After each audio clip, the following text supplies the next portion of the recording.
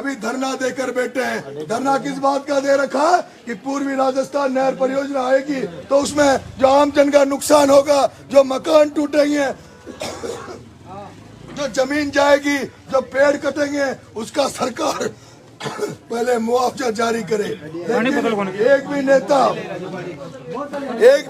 एक भी एमएलए, एक भी एमपी उनके धरने में नहीं गया। मैं एक बनेटा वासियों, मैं आपसे निवेदन करना चाहता हूँ, ये आपका बेटा आपके बीच में आपका विश्वास जीतने आया है, आपको भरोसा दिलाता है कि जिस तरह से ये बनास की जो बजरी है उसको बड़े बड़े माफिया दिल्ली जयपुर तक डंपरों में भर भर के आपकी बनास की बजरी जाती है, और बनेटा वासियों इस देवली उनेरा के एक आदमी को एक टोली रेत नहीं मिलती, एक टोली बजरी नहीं मिलती।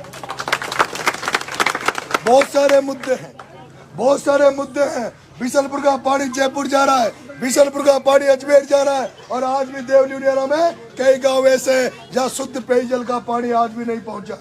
अगर आपके बेटे को आपने आशीर्वाद दे दिया, अगर आपके बेटे ने आपको आशीर्वाद दे दिया, तो मैं आपसे निवेदन करना चाहता हूं, अगर आपका बेटा एमएलए बन गया,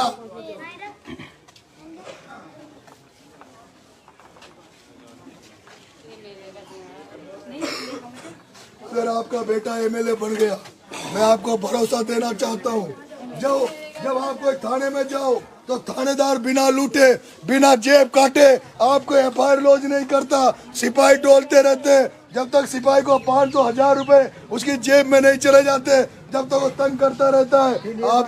आप बिजली घर में चले जाओ, आप बिजली घर में चले जाओ, आप तार लेने चले जाओ, खंबा लेने चले जाओ, डीपी लेने चले जाओ, जब तक आप पैसे नहीं दोगे, जब तक आपको तार नहीं मिलता, खंबे नहीं मिलता, डीपी नहीं मिलती। अरे आप तहसील में चले जाओ, पटवारी के पास चले जाओ, नकल लेने चले जाओ, जमाबंदी लेने चले जाओ, रजिस्ट्री करवाने चले जाओ, नामांकन खुलवाने चले जाओ, जब तक आप पैसे नहीं देते, जब तक आपका काम नहीं होता। चारों तरफ भ्रष्टाचार फैला हुआ है, चारों तरफ डकैत बैठे हुए, चारों तरफ जनता को लूटने वाले लोग बैठे, जिनको आप नेता बनाते हो, एमएलए बनाते हो, वो भी लुटेरे बन गए। और जिन अधिकारी कर्मचारियों को आपका सेवक बनना चाहिए, वो अधिकारी कर्मचारी भी लुटेरे बन गए। मैं एक खानदानी परिवार में पैदा हुआ हूँ, और बात एक ही सीखी है कि पूत सपूत तो क्यों धन संचय, और पूत कपूत तो क्यों धन संचय। इसी लाइन पर चल रहा हूँ। आज दिन तक रुपया कमाया नहीं, लेकिन लोगों का दिल जीता है, लोगों के लिए ईमानदारी से काम किया है, और यही कारण है कि पूरे राजस्थान से आपके बेटे को कई लोग आशीर्वाद देने आ रहे हैं। और कल से आपको देखना होगा कि दिवाली निकलने दो, हजारों लोग आपके बेटे के लिए आपके दरवाजे में वोट मांगने आएंगे। कोई किसी के पास टाइम नहीं,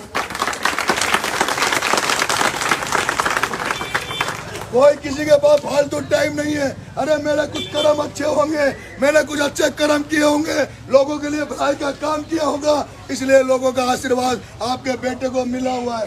अगर आपने नरेश को बना दिया तो ये ढर्रे की राजनीति भी बदलेगी, और देवली उनेरा में एक नई राजनीति का उदय होगा, नई राजनीति पैदा होगी।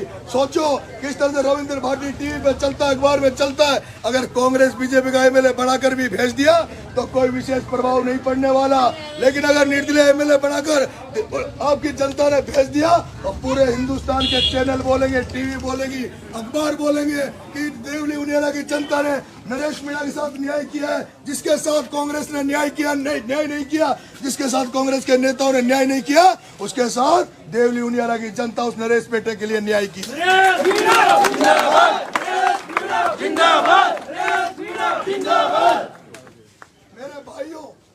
मेरे भाइयों, ये चुनाव 4 आदमियों के बीच में हो रहा है। ये चुनाव 4 आदमियों के बीच में हो रहा है।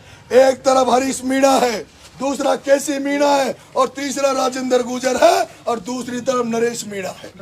आप सोचेंगे ये कैसे होगा, वो तो बीजेपी का है, वो कांग्रेस का है। लेकिन मैं कहना चाहता हूँ, जब पिछली बार हरीश मीणा चुनाव लड़ा था कांग्रेस से, तब जब विजय बैंसला जी को टिकट मिला था, कर्नल साहब के बेटे विजय बैंसला को